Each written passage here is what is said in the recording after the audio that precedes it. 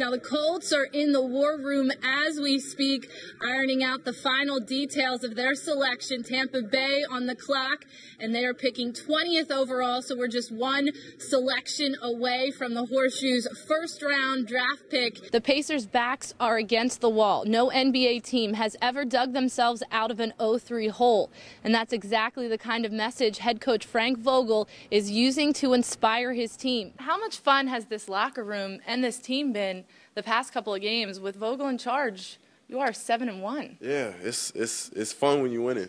JJ, the consensus around the locker room is that this team is not ready to give up. There's still another home game to be played, even though, you know, now it's win or the season's over. Joined with Mike Dunleavy, getting your first playoff action yesterday in your long NBA career. No points, but how was it personally for you? Oh, it was a tough day. Wide receiver Blair White, 7 receptions tonight for 132 yards. But Jeremiah, as you mentioned, the star of the game, Brandon James, who accounted for 20 points, 3 touchdowns, oh yeah, and a 2-point conversion.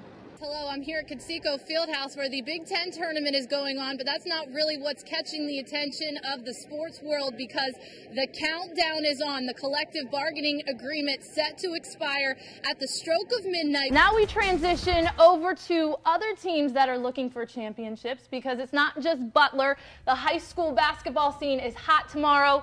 And our own Ken Sothman, our high school guru, and Kyle Neddenrip, who is with the Indy Star, joining us to talk about the big games. Class A, let's start in that one.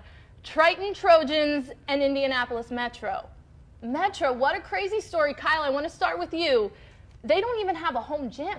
The Green Bay Packers are probably one of the hottest teams in the NFL right now, at least of the final 4 left standing for a shot to play for the Super Bowl. Aaron Rodgers has been playing lights out the past 3 games. He's thrown 8 touchdowns, only 1 interception. Joined by Darren Collison, a point guard battle tonight for sure. You had 17 points, Derrick Rose 39. How hard was it to guard that guy? He's tough. You know, he's the reason why he's the MVP. What about the final couple minutes of the game? Obviously, the shots weren't dropping. You guys led by 12 points at one point in this game. Yeah, I mean, we just got to execute better. How do you continue to hold on to a lead against a team like the Bulls? You have to think, if you're up by 12, you got to keep that going, especially when you're an underdog. Yeah, I mean, obviously, we got to keep our feet on the throttle. Do you think you guys shocked a few people? I'm sure a lot of folks out there, as an 8 seed, didn't give the Pacers much credit in this contest. I think you proved a lot of people wrong today, win or lose. Yeah, I hope so, but So now you get to bounce back. You don't have a long layoff. Game 2, Monday night, 9:30, right here in Chicago. What do you need to do differently? Continue to attack. All right, Darren, thank you. Back to you. Well, back-to-backs after an overtime game can be rough, but the Pacers could wrap up a big week with a win over Memphis tonight. That includes 2 wins over the Knicks and last night's 115-108 W against the top team in the East. That would be the Bulls. Things were not as good, though, in Memphis tonight. Early first quarter, Anderson native Zach Randolph going inside and jamming it down, hanging on for a bit. The Grizzlies go up by 9, and then they're up by 15 when Tyler Hansbrough tries to stop the bleeding. He gets the ball in the paint, and the dunk. It did a little to stop the Grizzlies. In the second, Indy native Mike Conley comes up with the steal, goes down the court, gives it to Tony Allen, lays it on in. Right now in the fourth, the Grizzlies are in control, up 91-72. About an hour north of the busy streets of Chicago, you'll find a little slice of Italy. Oregano's Corner Cafe has been serving the Hawthorne Woods area of Illinois for 13 years. The business is like a team effort for the Costanzo family. Mom Sherry and Dad Bill own the joint. Daughter Carissa is the manager, and their son Anthony pitches in where he can. I've done a bunch of different jobs. I was a busboy. I worked behind the line making salads and making food. I think I might have even been an expediter, kind of, bringing the food out and getting the food out to the right people.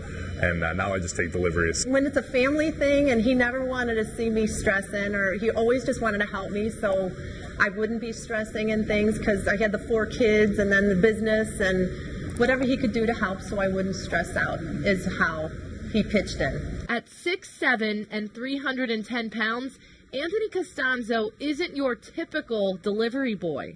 People usually are just like, oh my goodness, they just look up at me like, how tall are you? I get, how tall are you is probably the question that I hear all the time. I actually hear, are you a basketball player? I hear that more than anything. So it's pretty funny, you know. It's always a conversation piece. While I'm bringing the food in, I get to talk to the people a little bit, and they're always curious. Costanzo's size helps with lifting heavy trays of lasagna and with holding off blitzing linebackers. He spent 4 years as the left tackle for Boston College, where his 54 career starts are a school record. The family restaurant is also where Anthony Costanzo saw his NFL dreams come true. He got the invite to attend the NFL draft in New York City, but turned it down so he could share the moment with his family and friends here at Oregano's Corner Cafe. I took kind of a different route to get to the NFL than a lot of guys. You know, I wasn't highly recruited out of high school. I kind of had to overcome a lot of adversity, so a lot of people helped me along the way, and I wanted all those people to be with me, to share in the moment with me. The celebration was warranted. Costanzo selected in the first round by the Colts. He's expected to start right away at the left tackle position. I don't think anyone has higher expectations for me than I do, so I'm always going to hold myself to a higher standard. I'm going to demand perfection of myself. So, you know, if my guy even gets a finger on Peyton Manning, you know, it just grazes by him, I'm going to be upset with myself. To see him reach his goal, I can die a happy woman. I mean, it's been phenomenal. It'll be unbelievable. It will be. With the lockout in place, Anthony doesn't have a contract yet, so he hasn't made the move to Indianapolis. Who knows, though, the restaurant could come with him when that deal is inked. The Costanzos are considering opening up another Oregano's Corner Cafe in the Circle City. In Hawthorne Woods, Illinois, Brittany Diehl, Fox 59 Sports. Hello there, Jeremiah. Gordon Hayward entered the game in the first quarter with 1:27 remaining on the clock and immediately got a standing ovation. And why not? The hometown guy is still well-loved, well-received here in Indy. He grew up rooting for the Pacers, even won a state championship on this court back in 2008, so it couldn't be more fitting that his Utah Jazz beat his hometown team 95-84. It was wow. It was just wow. Crowd kind of started applauding, and it was great to be out on the court. I watched so many games there to finally be a player at Conseco Fieldhouse in the NBA. Wow, it was great. The new-look Jazz snapped a 5-game losing streak in the win against the Pacers. Hayward didn't put up big numbers in his 15 minutes on the court. He had 2 points and 3 assists. But his first-half dunk was a pretty impressive welcome back to Conseco moment. I just tried to go up strong and dunked, I guess. I mean, it's a play that every player makes, and so it's good to kind of get the crowd going, which I'm away, so you wouldn't think that would happen, but it's fun. Hayward, not the only local product making noise tonight. Pacers forward Josh McRoberts, who graduated from Carmel, came 2 minutes away from getting traded to Memphis yesterday. He had 2 first-half throwdowns in the loss, finishing with 9 points and 5 rebounds. I mean, it's got to be weighing on him, you know, whenever you rather be traded, especially somebody like Josh, because he's from here, you know, his hometown. So I'm sure it weighs on him a little bit, but I think he'll get through it. So what hometown guy from Indy had the better dunk?